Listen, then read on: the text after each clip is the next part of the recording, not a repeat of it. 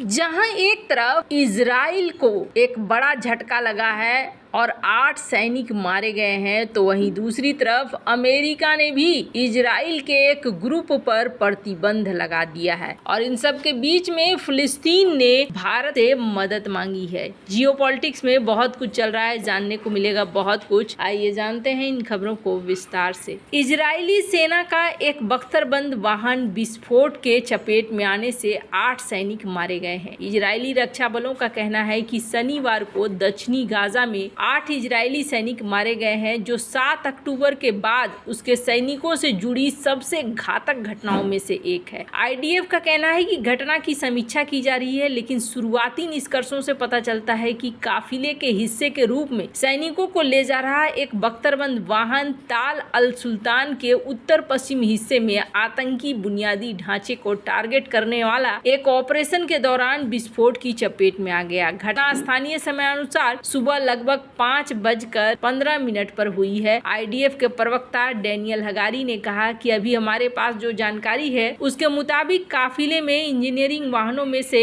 एक विस्फोट में शामिल था, जो स्पष्ट रूप से क्षेत्र में लगाए गए विस्फोटक उपकरणों के कारण हुआ था। सेना की ओर से इस बात की जांच की जा रही है कि क्या शुरुआती विस्फोट के साथ ही वाहन में रखे विस्फोटकों में धमाका हुआ है। आईडीएफ ने कहा कि वर्तमान में आकलन ये है कि बख्तरबंद वाहन एक साइड बम विस्फोट के परिणाम स्वरूप फट गया। इसके अलावा वाहन में इंजीनियरिंग उपकरण भी थे, जिसमें विस्फोटक सामग्री भी शामिल थी। बयान में आगे ये कहा गया कि विस्फोटक महत्वपूर्ण था तथा वाहन पर मौजूद। आईडीएफ ने ये नहीं बताया आखिर इस घटना के लिए जिम्मेदार कौन है। हालांकि हमास की सैन्य शाखा अल कसम ब्रिगेड ने कहा कि उसने ताल अल सुल्तान में सक्रिय दुश्मन वाहनों के खिलाफ हाथ लगाया था। ब्रिगेड ने कहा कि उसने एक सैन्य बुलडोजर को निशाना बनाया था, जिसमें आग लग गई और जब बचाव दल वहां पहुंचे तो उसने सैनिकों से भरे वाहन पर मिसाइल हमला किया। दुश्मन के खिलाफ हमारे दर्दनाक हमले हर जगह जारी रहेंगे, ये कहा गया। तो फिलहाल के लिए यहाँ ये देखने को मिल रहा है कि टेंशन और बढ़ी हुई है। वहीं बात करें एक इजरायली ग्रुप की, जिसको लेकर अमेरिका ने प्रतिबंध लगा दिया है। हालांकि ये पहली बार है जब ये देखने को मिला है कि किसी इजरायली ग्रुप के ऊपर अमेरिका ने प्रतिबंध लगाया हो। शाओ 9 इसके ऊपर प्रतिबंध लगा है। इजराइल दुनिया का वो देश है जो कि अक्सर चर्चा में रहता है। मिडिल ईस्ट में ये छोटा सा देश चारों ओर से अपने दुश्मन देश से घिरा है, लेकिन इस देश ने अकेले दम पर इन देशों को संभाल रखा है। जब भी इन पड़ोसी देशों ने इजराइल पर हमला किया, उन्हें मुंह की ही खानी पड़ी है। इसकी एक बड़ी वजह यह है कि इजराइल युद्ध में आधुनिक तकनीक के इस्तेमाल में और अपनी खुफिया तकनीक के क्षेत्र में कई देशों से कहीं आगे है। इजराइल के एक बेहद ही खतरनाक उग्रवादी ग्रुप शाओ 9 के बारे में बहुत कम लोग ही जानते हैं, लेकिन इसकी ताकत का अंदाजा इस बात से लगाया जा सकता है कि इजराइल के मित्र देश अमेरिका ने इस ग्रुप पर अब प्रतिबंध लगा दिया है। बताया जाता है कि ये ग्रुप बेहद बर्बर तरीके से अपने काम को अंजाम देता है। रिपोर्ट की माने तो इस ग्रुप का एक मुख्य कार्य ये था कि गाजा और फिलिस्तीन में जो भी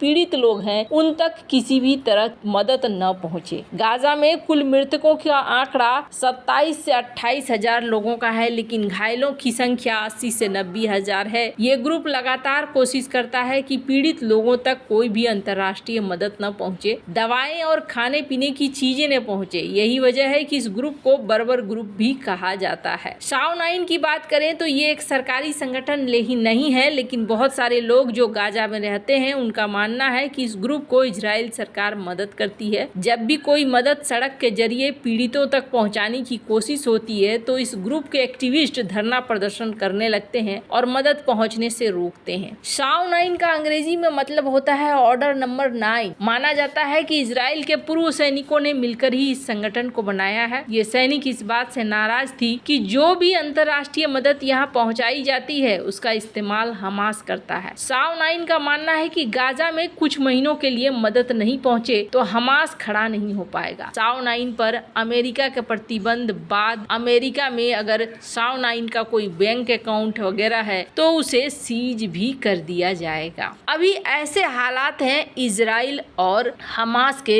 जंग के बीच में। पर अब सवाल ये उठता है कि यहाँ पर मदद मांगा है फिलिस्तीन ने। स्क्रीन पर आप देख सकते हैं एक आर्टिकल जिसमें ये कहा जा रहा है कि फिलिस्तीन लगातार भारत से मदद मांग रहा है और ये कह रहा है कि आप इस मामले में हमारी मदद कीजिए और इस युद्ध को रुकवाइए। फिलिस्तीन का मतलब हो गया कि ये पूरा देश, और यहाँ पर इन्होंने डिप्लोमेटिक तरीके से मदद मांगी है। फिलिस्तीन के जो पीएम हैं, अभी आप देखेंगे इस तरीके के आर्टिकल बहुत सारे भरे पड़े हैं जिसमें ये कहा जा रहा है कि प्लीज आप हमारी मदद कीजिए और इस युद्ध को रुकवाइए। अब सवाल ये होता है कि ये किसको लेकर कह रहे हैं, तो ये कहना है कि दुनिया में 4 ताकतें हैं, चाइना, रूस, अमेरिका और भारत। जहाँ तक भारत की बात है तो भारत के साथ ये है कंडीशन कि भारत और इजराइल अच्छे वाले दोस्त हैं। और रूस की बात करें तो रूस तो ये कहता है कि जिस तरीके से निर्दयता इजराइल ने दिखलाई है वैसा तो हमने भी नहीं दिखलाया है। रूस इजराइल के अगेंस्ट में कई स्टेटमेंट भी दे चुका है। अब फिलिस्तीन चाहता है कि भारत मदद करे और किसी तरीके से इस युद्ध को रुकवाए। अब जहाँ तक भारत की बात है, अगर भारत इस मामले में पड़ता है तो भारत क्या ये गारंटी दे पाएगा कि हाँ जी हम गारंटी देते हैं तुम हमास के साथ सारा समझौता कर लो, तुम पर कभी हमला नहीं होगा। और सवाल ये भी उठता है कि क्या अगर भारत गारंटी दे देता है तो क्या हमास इस चीज को मान लेगा और क्या इजराइल की जनता के लिए ये सही होगा? कहीं ऐसा तो नहीं होगा कि इजराइल की जनता इसमें बुरी तरीके से पिस जाएगी। बहुत सारे क्वेश्चन यहाँ पर निकल कर आते हैं जिसकी वजह से ऐसा नहीं लगता है जैसे कि इस मामले को लेकर बात आगे बढ़ सकती है। इस मामले में ये देखने को मिला है कि इजराइल और रूस के बीच एक समय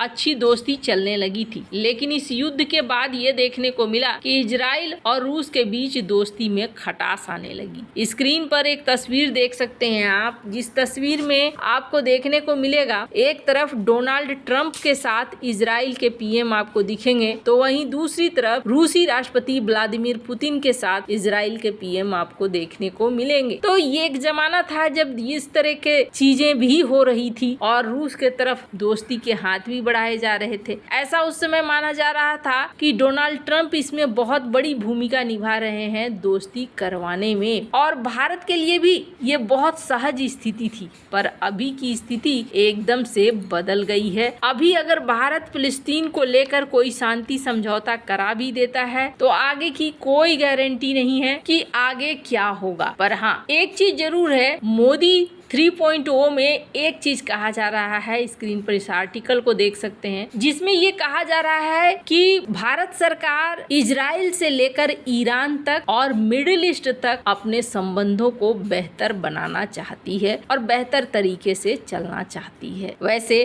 आपको क्या लगता है, भारत को इस मामले में क्या करना चाहिए? कमेंट कर अपनी राय जरूर बताएं। जल्द मिलते हैं अगले वीडियो में नई खबर के साथ।